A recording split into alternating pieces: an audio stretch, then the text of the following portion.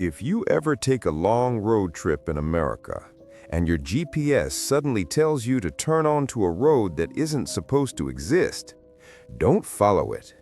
Don't slow down. Don't even look. Just keep driving.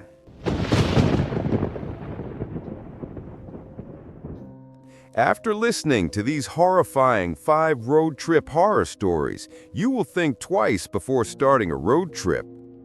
Before we begin, where are you watching from? Which state or which city? I love to know. I love seeing the comments of my amazing viewers. And if you enjoy true horror stories like this, make sure you like the video, subscribe, turn on the notification bell, and share it with someone who loves horror too. If you ever find yourself driving on Route 17 after midnight and you see a lonely gas station with a flickering neon sign, don't stop. Don't slow down. Don't even look at it for too long. Jake and Melissa didn't know that rule, and that's why what happened to them is still one of the most disturbing road trip stories ever told on that highway. They were college sweethearts taking one final road trip before graduation, a simple 3-day drive from Tennessee to North Carolina. They packed snacks, downloaded playlists, and promised each other they'd stay awake through the night to save time. But nobody can stay awake forever. Around 1:42 a.m., the sky above Route 17 turned pitch black. The moon disappeared behind thick clouds, and the road ahead seemed to stretch into nothing. The radio cut out, their phones lost their signal, and even the GPS froze, stuck on a blank gray screen, like the entire map had been erased. Drake tried to laugh it off, saying, "It's just bad reception."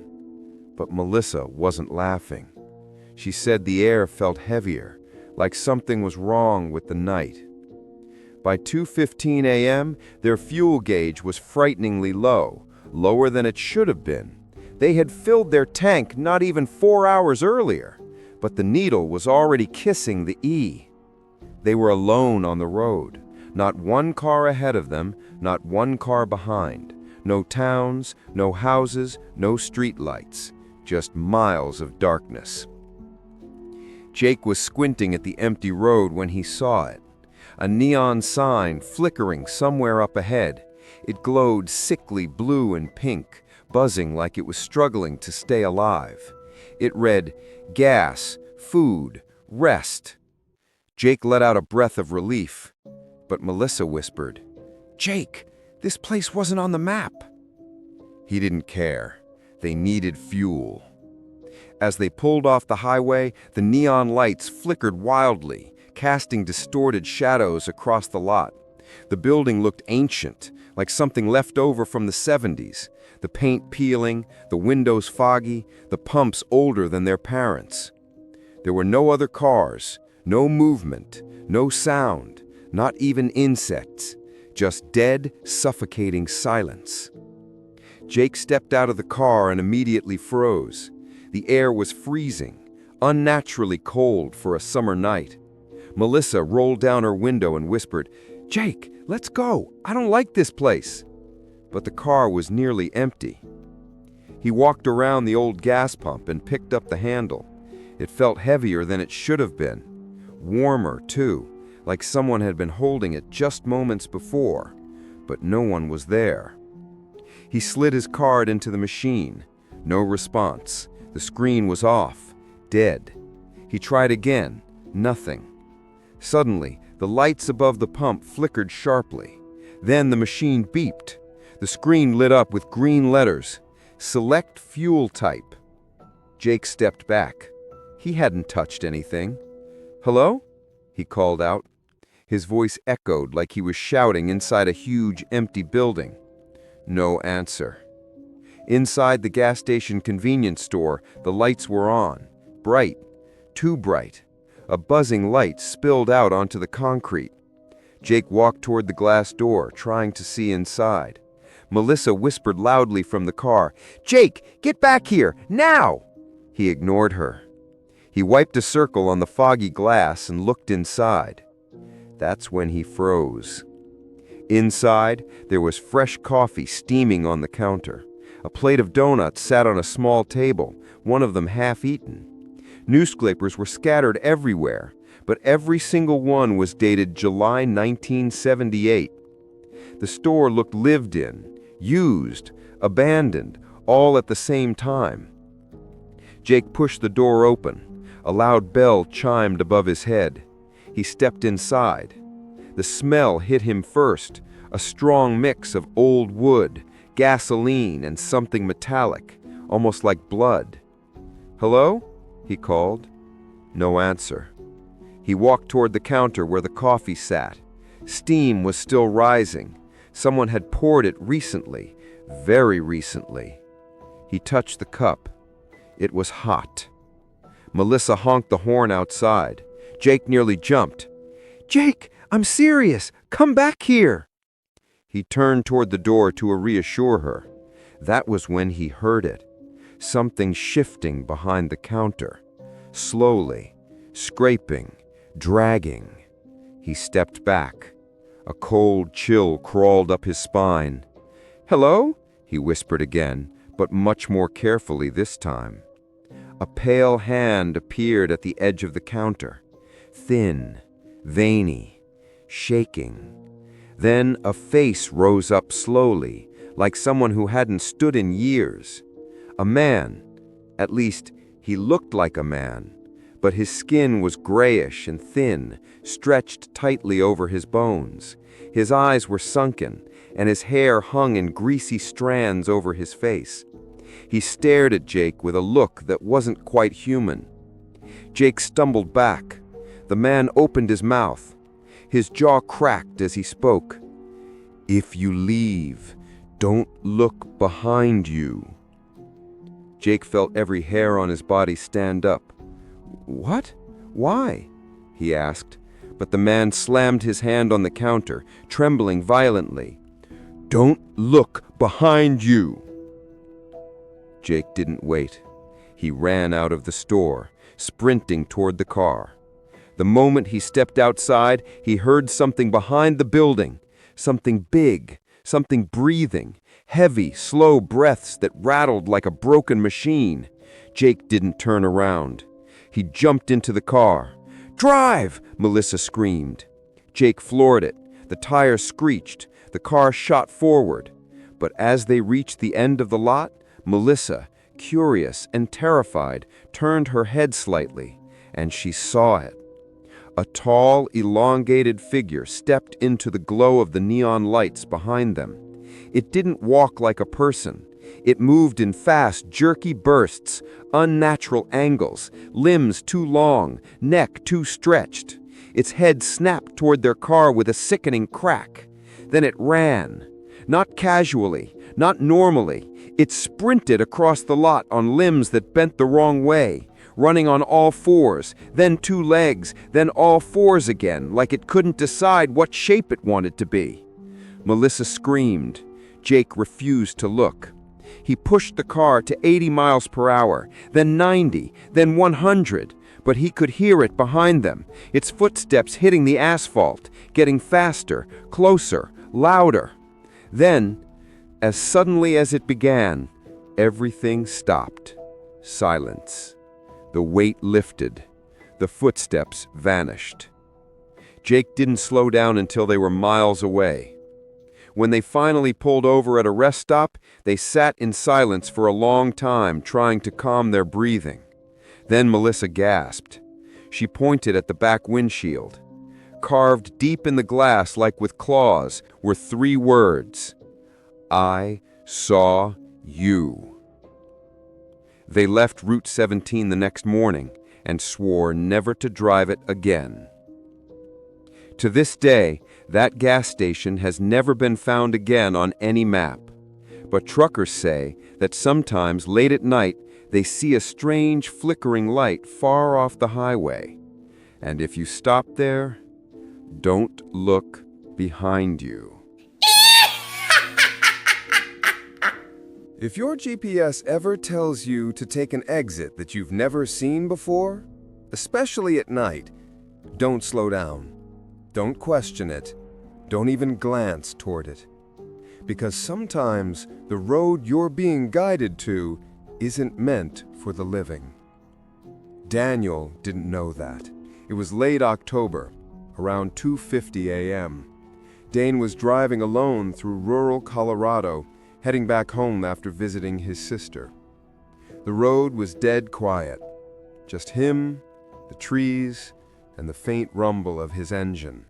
His GPS had been glitching for hours, losing signal, rebooting, freezing on random parts of the map. So when it suddenly spoke clearly, Daniel was surprised. In 2 miles, take exit 49. He frowned. Exit 49? He'd driven this highway dozens of times. There was no exit for almost 30 miles. Just straight road until the next town. He glanced at his GPS screen. There it was, clear as day. A green marker labeled Exit 49, Redvale. Daniel blinked. He knew Colorado pretty well. He had never heard of a town called Redvale. Ever. But the GPS kept insisting. Take the next exit. His fuel was getting low, and the road had been endless and suffocatingly dark. He figured maybe a new off-ramp had been built recently? Maybe Redvale was a small town he just never heard of? 2 minutes later, he saw it. A perfect green exit sign glowing on the right side of the highway. Redvale, exit 49. He felt a strange relief until he took the turn. The moment he left the main highway, the world changed. The sound of his tires faded. The air felt thicker, colder, and the darkness around him seemed to swallow the road ahead. The exit ramp was long, way too long. It curved downward into a valley that didn't exist on any map. At the bottom was a small town, a very small town. A single street lined with old-fashioned shops, a diner, a mechanic's garage, a grocery store, a barber shop, all sitting under warm yellow lights that made everything look frozen in time. Daniel drove slowly down the silent road. Every building was lit, every door open, every window glowing. But there was no one, no cars, no footsteps, no people. Just emptiness. He stopped in front of the diner. The neon sign above the door buzzed faintly, casting a warm glow over the glass. He stepped inside. The bell above the door rang. The smell hit him immediately. Fresh coffee, bacon, pancakes, the kind of scent you'd smell at 7 a.m. on a busy morning. But there was no cook, no waitress, no sound of sizzling food. Just hot plates sitting on tables, coffee steaming, a newspaper folded neatly beside a half-eaten blueberry muffin. The newspaper date made Daniel's stomach twist. June 14th, 1966. He felt a creeping chill crawl up his back. He stepped outside quickly. Across the street, the mechanic's garage was lit brightly.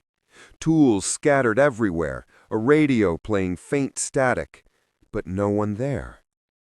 At the barber shop, clippers were still buzzing on the counter. At the grocery store, carts were left in the aisles, items abandoned mid-shopping. Everything looked like life had been paused. Daniel whispered to himself, "What is this place?" That's when he saw him. A tall man standing at the far end of the street, staring straight at him. The man wore dirty overalls, a cap pulled low, and long, stiff arms that didn't move as he walked forward, slowly, deliberately, like he had been waiting. Daniel swallowed. He forced a nervous smile. Hey, can you help me? I think I'm lost." The man stopped about 20 feet away. His voice was low, cracked, almost whispering. "Red Veil doesn't take visitors." Daniel's heart sank. "I just need gas. My GPS brought me here." The man tilted his head. "Red Veil takes one living person every year." Daniel froze. "What?" The man took a step forward. "You should leave. Now." Daniel didn't need to be told twice. He sprinted back to his car, jumped inside and locked the doors. The streetlights flickered violently. Every neon sign started buzzing louder. The air grew colder. He jammed the keys in. The car didn't start. He tried again. Click, click, nothing. His headlights flickered once, then turned off completely. Darkness swallowed him. Then he heard them. Footsteps. Dozens of them. Maybe hundreds. Slow, rhythmic, coming from every direction. Daniel's breath caught in his throat. He looked up. Shapes were emerging from behind buildings, from alleys, from inside the shops. Men, women, children, all pale, expressionless, moving in perfect silent coordination. Their eyes were hollow, their faces stiff, and they all turned toward Daniel's car at the exact same moment. The tall mechanic was among them. He didn't move his mouth, but Daniel heard his voice in his head. "Red Veil takes one." Daniel screamed and slammed his fist on the steering wheel. The engine roared to life. He stepped on the gas. The tires screeched. He shot forward. The people moved unnaturally fast, some appearing right in front of his headlights, forcing him to swerve. Others climbed onto the sides of his car, their fingers tapping the windows like insects trying to get in. He barreled down the street toward the ramp he came from. Except the ramp was gone. Where the ramp had been was just empty land.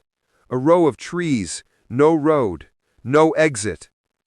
"No, no, no, no!" The crowd behind him moved closer, their faces glowing unnaturally in the flickering lights. Daniel spun the wheel.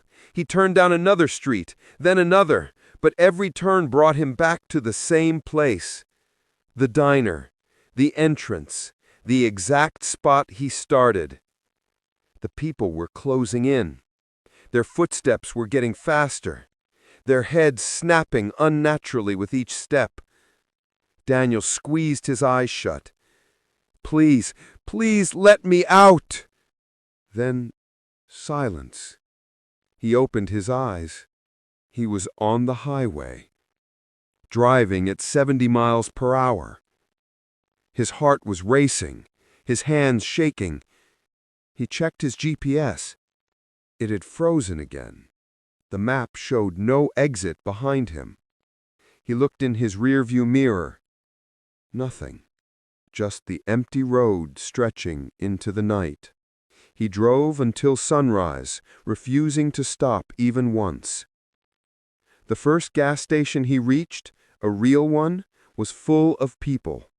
Real people, talking, laughing, alive. Daniel stumbled inside, shaking. He told the clerk what happened. The man frowned. "Son, there's no exit 49 on that highway. No Red Veil either. There never was." Daniel didn't argue. He just asked for coffee. When he walked back to his car, something made his stomach drop.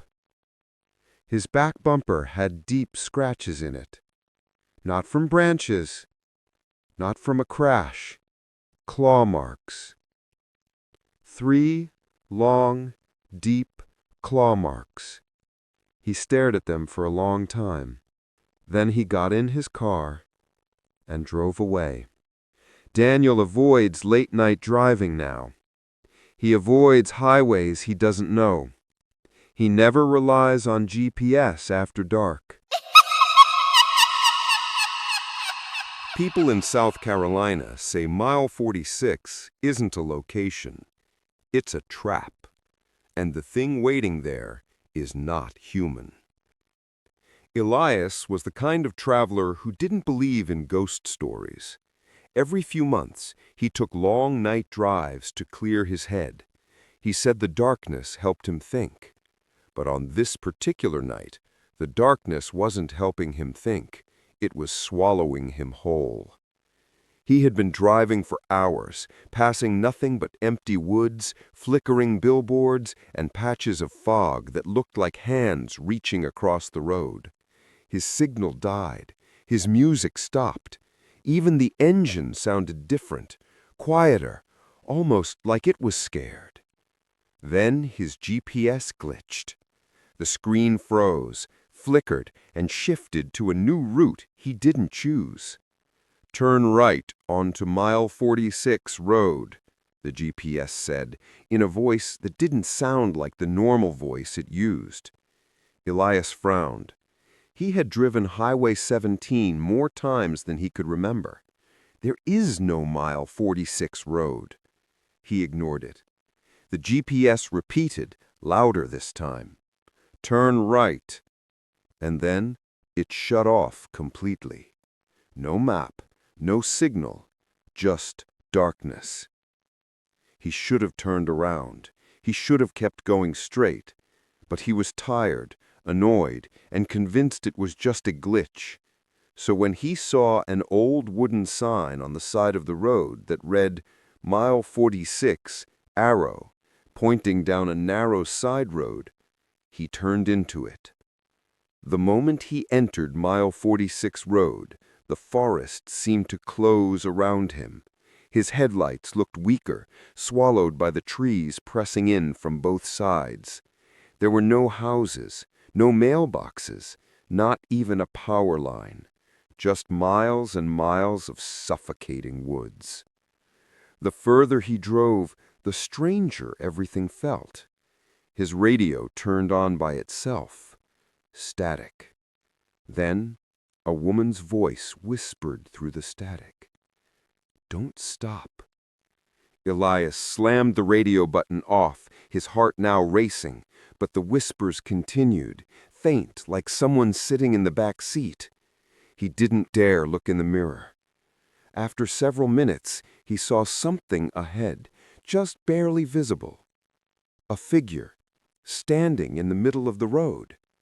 A woman wearing a long white dress, soaked from the shoulders down as if she had walked through a lake. Her hair clung to her face. She didn't move. She didn't wave. She just stood there. Elias honked. No reaction. He tapped his brakes. Still no reaction. He rolled his window about an inch and shouted, "Hey, are you okay?" That's when she finally moved. Her head snapped up so fast it didn't look natural. Her eyes were wide, too wide, and glowing faintly like they were reflecting a light that wasn't there. Elias panicked and hit reverse. But the car wouldn't move. The engine revved, the wheels spun, but the car stayed in place like something enormous was holding it still. And then the woman smiled. Not a normal smile.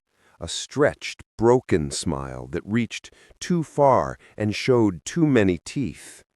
She whispered something, but he couldn't hear it. Then she ran at him. Not walked, not limp, ran, full speed. Her hand slammed against the windshield with a force that cracked the glass. Elias screamed and floored the gas pedal. This time the car shot forward, throwing the woman off. He didn't look back. He just drove, blind panic guiding him. The woods blurred, his vision shook, but the whole time he kept hearing her voice whispering in the car. "Why did you leave me? Why did you run? Stop the car, Elias!" He froze. How did she know his name? The whisper grew louder, now coming from the passenger seat. He forced himself to look. Thank God, no one was there.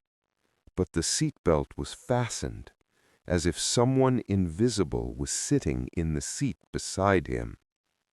After another minute, the trees opened up, and Elias felt relief wash over him. Finally, he saw the main highway ahead. But when he reached the stop sign and looked at the street name, his blood turned to ice. Mile 46 Road. He was right back where he started. He had driven in a perfect loop, and standing at the entrance of the road was the same woman, same wet dress, same broken smile, same glowing eyes. But this time, she wasn't alone. Behind her, on both sides of the road, were dozens of people, men, women, children, all standing still, all staring at him, all with the same stretched smile. He tried to reverse, but his engine died. The figures took one step toward him, then another, then another. He locked his doors, he prayed, he cried, he held the steering wheel with shaking hands as they surrounded his car, pressing their faces against the windows, every one of them whispering, "Stay, stay, stay." He grabbed his phone to call for help, but it was dead, black screen, no battery, no life. Then something tapped his window. 3 slow taps. He turned his head, terrified. The woman was standing right outside his window, staring directly into his soul. She whispered one word: "Welcome." The windows shattered, the lights went out, and Elias was never seen again. Police searched for him for weeks. They found his abandoned car on Highway 17, engine running, headlights still on. But the road he turned into, the one marked mile 46, didn't exist. There was no sign, no trail, no dirt path, just woods. But here's the part that chills investigators most. Elias's phone was recovered from the car, and the last thing recorded on the mic was a woman whispering, "Drive carefully. I'll see you at mile 46.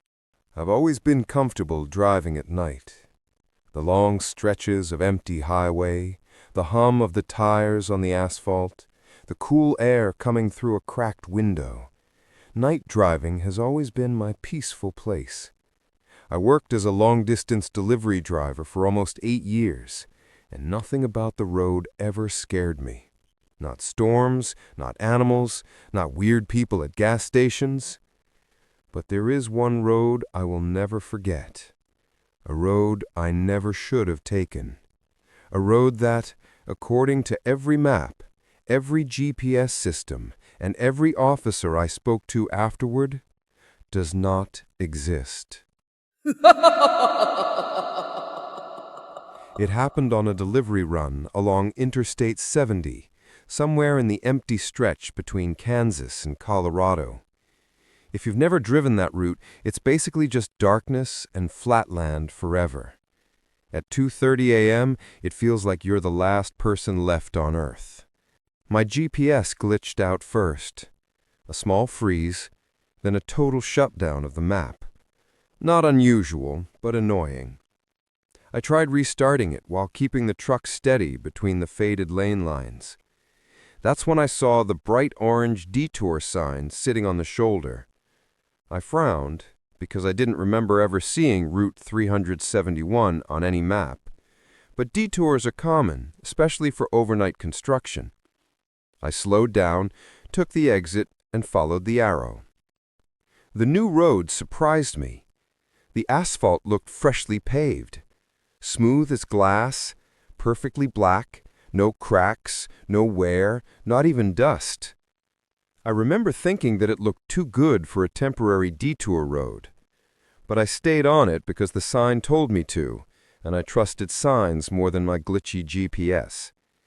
My radio started picking up static almost immediately.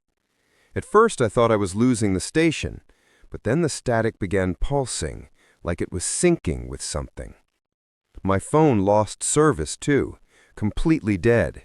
Not just bad reception, 0 bars in every direction. I checked the clock, checked the road, and kept driving. About 10 minutes in, another orange sign appeared, glowing in my headlights. That was normal enough. But the next sign was stranger.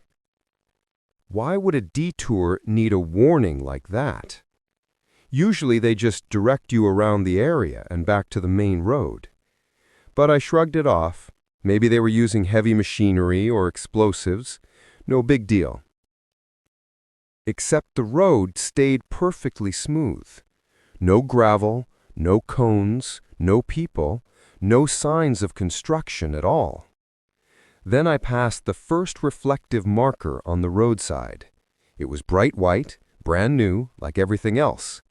But something was off about the numbering. It didn't say mile 1 or mile 2. It said mile 0. I assumed that was normal for a smaller route. But half a mile later, the next one said mile 0 again. Then the next, and the next. 4 identical markers, spaced evenly. No mile progression, no numbers changing. The mile didn't move. I felt my stomach tighten. I rolled down the window for fresh air, but the air outside felt stale and oddly warm, like it had been sitting still for hours. The land around me was flat, empty, and black. No lights from farms, no distant buildings, no fences, no signs of human life at all. Only road, darkness, and those repeating white markers. 20 minutes passed, maybe 30, I wasn't sure. My truck clock seemed stuck on 2:49 a.m.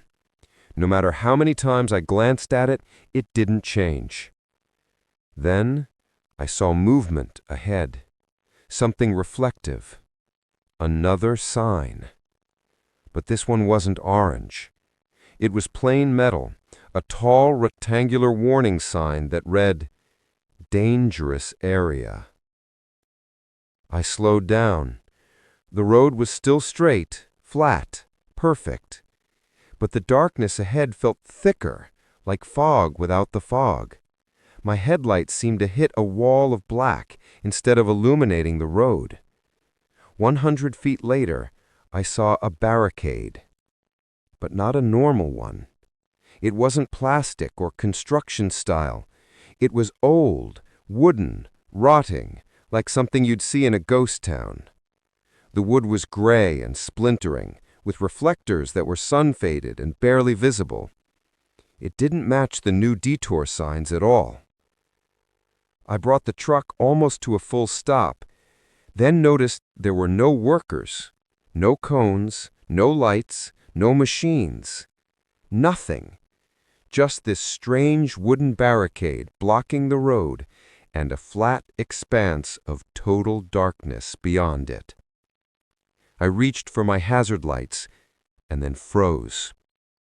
There was a figure standing behind the barricade. At first I thought it was a construction worker. I squinted, leaned forward, trying to catch details in the dim light.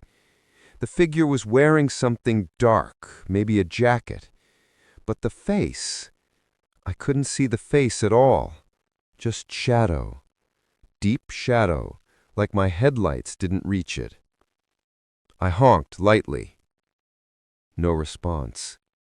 "Hey!" I yelled through the open window. "You need me to turn around?"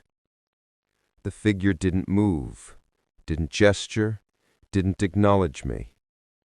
Then, as I stared at it, something incredibly wrong hit me. The figure was too tall. Not freakishly tall, but just slightly wrong. Like 6'7" or 6'8", tall enough to look unnatural in the dark. I reached for my phone again. Still no signal. I blinked, looked at the figure again, and it was closer. Not by much, maybe a foot, but it hadn't moved. I didn't see it move. It was just in a new place, without transition like a frame skip in a video. I slammed the truck into reverse and hit the gas.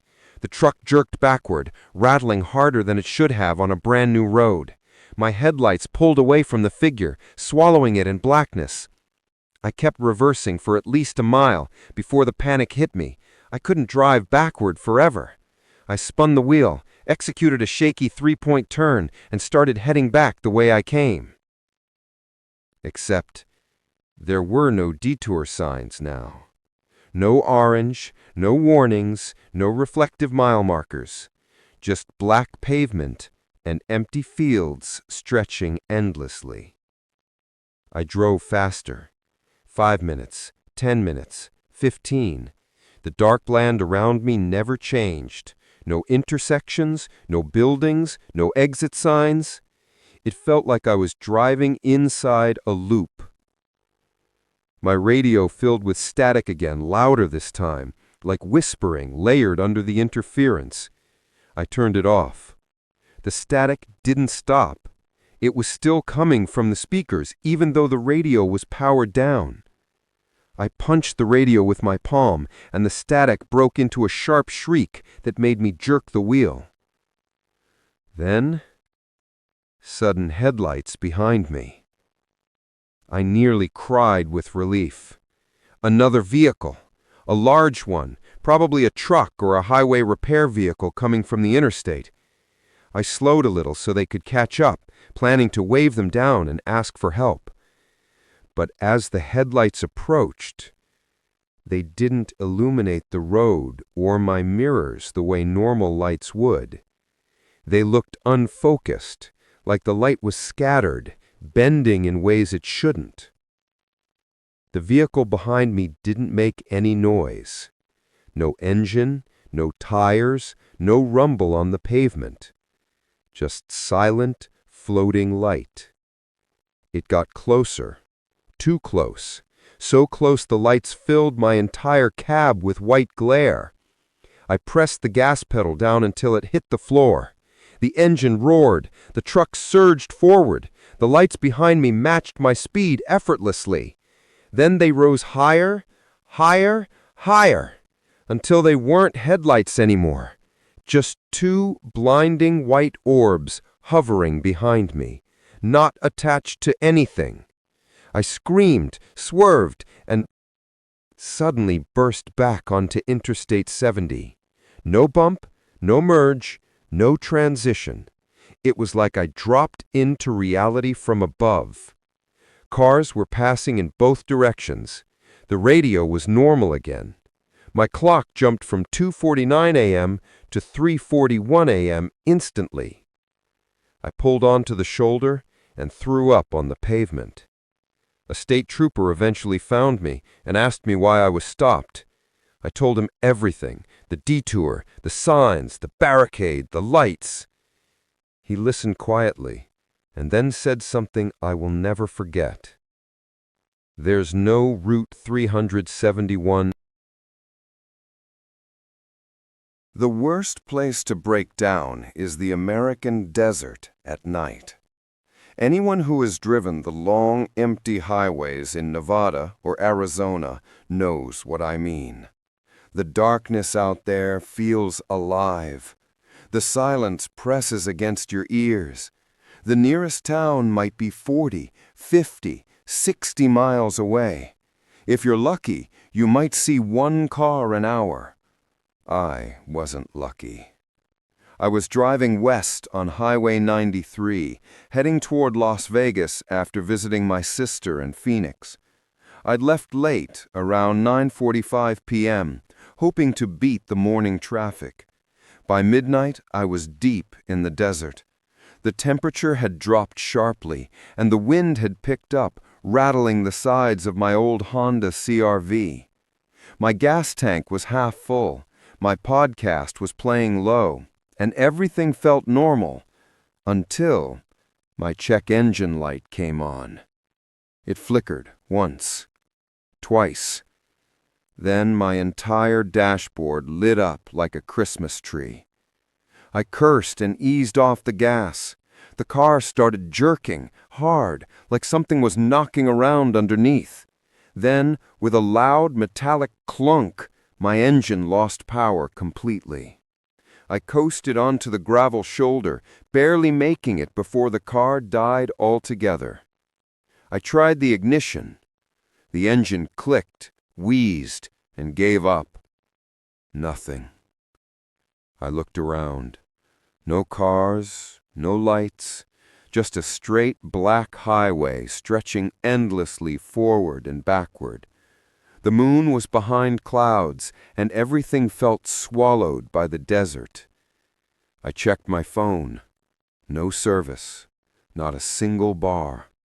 Fine, I'd wait. Someone had to drive by eventually. Maybe a trucker, maybe a late-night traveler like me. I turned on my hazard lights, wrapped myself in my jacket, and tried to calm down. 30 minutes passed. No cars. An hour passed. Still nothing. I started feeling uncomfortable. Not scared exactly, just uneasy. The desert is loud at night when you're listening for danger. The wind whistles, loose gravel skitters across the pavement. Somewhere far off an animal cries out, the sound bouncing strangely through the empty land. Around 2:40 a.m., I saw headlights. Relief washed over me. Finally. The lights approached from the east, slowly at first, then faster, like the driver was pushing 70 or 80. I got out of my car and waved my arms. The vehicle, a large white pickup, slowed down as it approached. For a moment I thought it would keep going, but then it braked sharply and stopped 20 feet behind my car. The engine stayed running. I squinted into the glare of its headlights, trying to see the driver. The light was too bright. Then the driver's door opened. A man stepped out, tall, broad shoulders, wearing a dark jacket and jeans. His face was in shadow, but his movements were steady, confident. He walked toward me slowly, boots crunching on gravel. "You broken down?" he asked. His voice was low and calm, almost too calm for the situation. "Yeah," I said. "Engine died out. No service." He stood about 6 feet away from me, not close enough to shake hands, not far enough to feel safe. His face still hidden by shadow. "Pop the hood," he said. I hesitated. Something felt off, but I didn't know what. Maybe it was his voice, flat, unemotional, or the way he stood, perfectly still, like he was waiting for something other than my answer. But I didn't have a choice. I opened the hood. He leaned over the engine. I stayed by the passenger door, watching him carefully. After maybe 10 seconds, he said, "Your timing belt snapped." I blinked. How can you tell that fast?" He didn't reply. He just stared into the engine, unmoving. The wind picked up, blowing dust across the road. The man didn't react to it at all. Didn't brush his clothes, didn't squint, didn't even adjust his posture. He just stayed bent over the engine, frozen. A cold shiver crawled up my spine.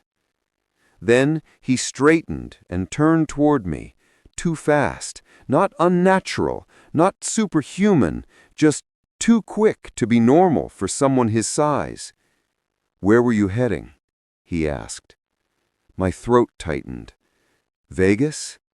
He nodded once. "You're not getting there tonight." "I was hoping you could call a tow truck." "No service out here," he replied. I swallowed. "Yeah, I figured." He took one slow step toward me. "You can wait in my truck till morning." Every instinct inside me screamed no. But his tone was still calm, even friendly. I didn't know what to do. "I'm okay," I said. "I'll stay with my car." He tilted his head slightly, just a fraction. Something about the angle was wrong. Too sharp, too slow returning to normal. Then he smiled. Not kindly, not reassuringly. It was a smile of someone who wasn't smiling with their eyes, just their mouth, a wide, unnatural stretch of lips in the faint glow of my hazard lights. "Suit yourself," he said softly. He took a step backward, then another, returning to his truck. I didn't turn my back to him. I watched him climb in, shut the door, and sit there. But he didn't leave. He didn't drive away. He turned off his headlights. Now it was just my flashing hazards and the dim outline of his truck sitting behind me in total darkness. 5 minutes passed, then 10, then 20. He didn't move, didn't get out, didn't start his engine. He was watching me. I could feel it. Even though I couldn't see him through the windshield, I knew he was staring directly at me. I slid back into my car, locked the doors, and ducked down low, heart pounding. Around 3:10 a.m., I heard something. Gravel crunching. Footsteps. Slow, heavy footsteps approaching my car. I froze. The footsteps stopped right outside my driver window. Then, 2 knuckles tapped the glass. Tap, tap, tap. I didn't look up. His voice came through the window, muffled but clear. "You shouldn't stay in the car." I didn't answer. He came through the window. "Open the door," he said. I shook my head silently. "Open the door," he repeated, louder this time, but not angry. It was almost like he was confused why I wasn't obeying him. I held my breath. After a long moment of silence, he walked away. Not back to his truck. Around my car. To the passenger side. Tap. Tap. Tap. "Open up." I slid down even lower, practically on the floor. Tears welled in my eyes. My heartbeat hammered in my chest. He circled the car again, tapping every window, driver, passenger, rear, then the hatchback. Always the same 3 taps, always the same calm voice. "Open the door." I don't know how long it lasted. 10 minutes? 30? Time felt warped. Then, suddenly, silence. The air felt hollow, empty, wrong. I slowly lifted my head enough to see the side mirror. The man was standing directly behind my car, motionless, facing the window where I was hiding. I hadn't heard him walk there. The shadows hid his face, but the outline of his head was clear, tilted again, watching. I ducked back down, shaking uncontrollably, praying desperately for a real car to come by, for morning to arrive, for anything to break the nightmare. Then, suddenly, a new sound. Not footsteps, not knocking. An engine. A real engine. Headlights appeared on the horizon behind his truck, big, bright, and fast. A semi-truck speeding down Highway 93.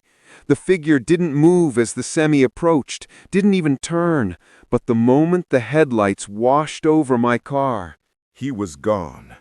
Not like he ran, not like he walked away. He just wasn't there anymore. The semi roared past me, horn blasting once in annoyance, but it didn't stop. When the road went dark again, I forced myself to look toward the white pickup. It was gone too. Vanished. No tire sounds, no engine starting, no dust cloud. Just gone. He was gone. Not like he ran, not like he walked away.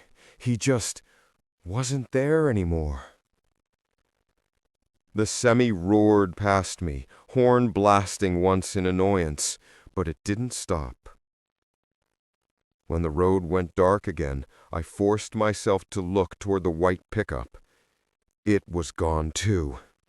Vanished. No tire sounds, no engine starting, no dust cloud, just gone. I didn't sleep that night. I stayed in my car until sunrise, heart racing, eyes wide, every sound making me jump. When the sun finally rose, I got out and walked the shoulder until a morning highway patrol officer spotted me and helped tow the car. He ran my plates, checked the area, looked up past reports. When I asked if he'd seen a white pickup on the cameras or the patrol logs, he shook his head. "There's been nobody out here all night," he said. "This stretch has been dead since 9 p.m. I told him about the man. He didn't smile, didn't laugh, just looked at me quietly and said, "You're not the first person to break down around here." "Yeah?" I said. "It happens." He shook his head slowly. "No, not break down. I mean, you're not the first person to report someone knocking on their windows around here." I went cold. "What do you mean?" He hesitated, then said, "Every few years, somebody sees a man trying to get into their car around here. Always calm, always persistent, always disappears before patrol arrives." I stared at him, waiting for him to tell me it was a joke. He didn't. "They call him the highway caller," the officer said. "Nobody's ever gotten a good look at his face." I asked what happens if someone opens the door. He looked away. "We don't know," he said. "Nobody who's opened a door has ever called to report it." I feel sick even writing this. Sometimes at night, when I'm driving long distances, I think about that quiet voice saying, "Open the door. Open the door." I keep my windows up.